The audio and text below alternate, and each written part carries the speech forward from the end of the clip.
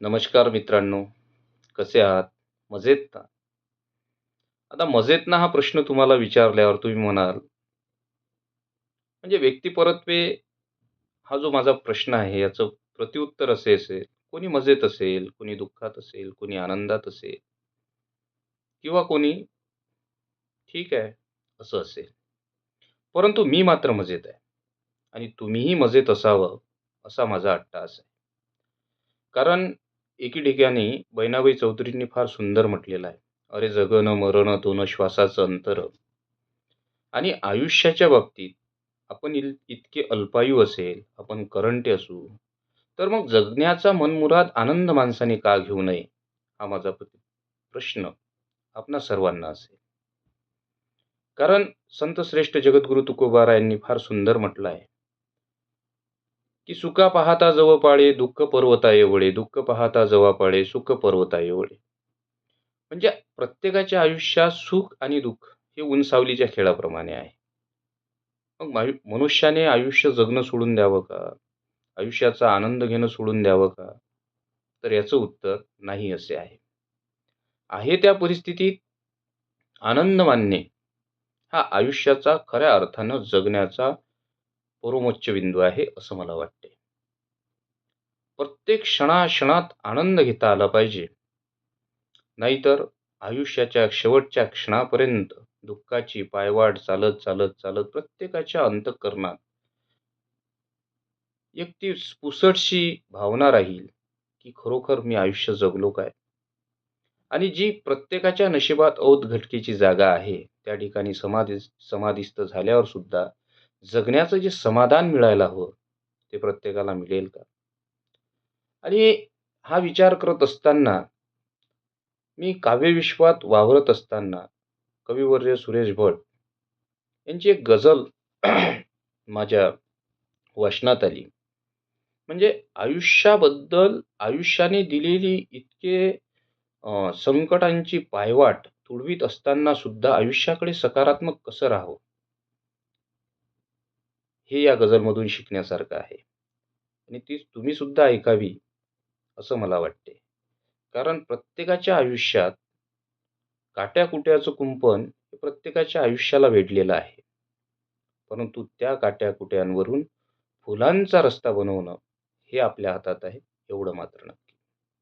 त्या गझलेचे शब्द असे होते, की जगत मी आलो जसा की, जगत मी आलो असा की, मी जसा जगलोच नाही.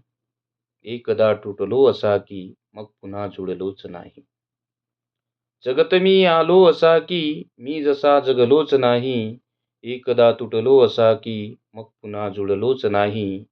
जन्मभर अश्रूस माझ्या शिकविले नाना बहाने, जन्मभर अश्रूस माझ्या शिकविले नाना बहाने, सोंग पण फसव्या जिन्याचे, शेवटी शिकलोच नाही, शेवटी शिकलोच नाही. कैकदा कैपात माझ्या, कैकदा कैपात माझ्या, मी विजांचे घोट प्यालो, पण प्रकाश आला तरीही हाय मी पटलोच नाही.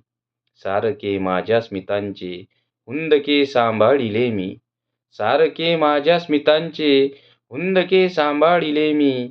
एकदा हसलो जरासा, मग पुन्हा हसलोच नाही. स्मरतही नाहीत मजला, स्मरतही नाहीत मजला, चेहरे माझ्या व्यतांचे. एवढे स्मरते मला की, मी मला स्मरलोच नाही. वाटते मज गुणगुणावे, ओठ पण झाले तिराहित. वाटते मज गुणगुणावे, ओठ पण झाले तिराहित. सुचत गेली रोज गीते, मी मला सुचलोच नाही. संपल्यावर खेळ माझ्या आंधळ्या कोशिंबिरीचा, संपल्यावर खेळ माझ्या आंधळ्या कोशिंबिरीचा. लोग मज दिसले अचानक, मी कुठे दिसलोच नाही, मी कुठे दिसलोच नाही. आयुष्यात इतके भोगले असताना आयुष्याकडे इतक्या सकारात्मकतेने पाहण्याची कोलंबसासारखी जिद्द प्रत्येक माणसाच्या आयुष्यात जर असली ना, तर मग कितीही संकट येऊ द्या ना,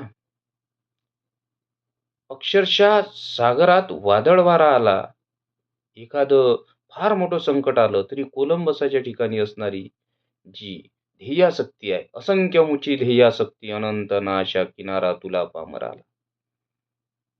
ती जिद्द जर असली ना, तर येणाऱ्या प्रत्येक संकटावर माणूस मात करू शकतो, हे मात्र नक्की.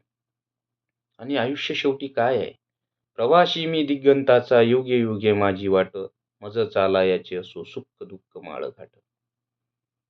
या प्रत्येक वाटेवर मात करून यशाचा मार्ग मनुष्य नक्कीच काबीज करेल.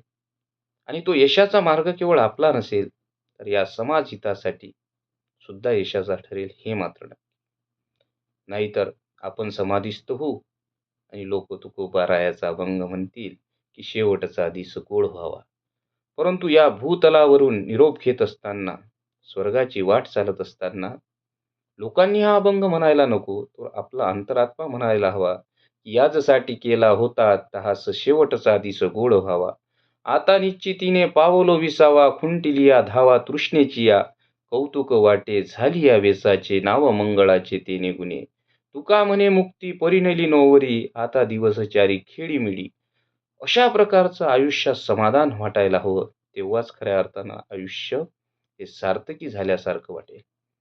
आणि म्हणून आपल्या भोवती घोंगावणारा अहंकार, मोह, वैरभाव सर्व लयात जाऊन माणूस म्हणून आपण साकार होऊ आणि निराकाराला प्राप्त होऊ, यात तीळमात्रही शंका नाही. शेवटी जाता जाता तुमच्याकडून एकच अपेक्षा करतो की प्रत्येकाच्या आयुष्यामध्ये काही गोष्टी असतात, परंतु त्या न सांगितलेल्याच बऱ्या असतात.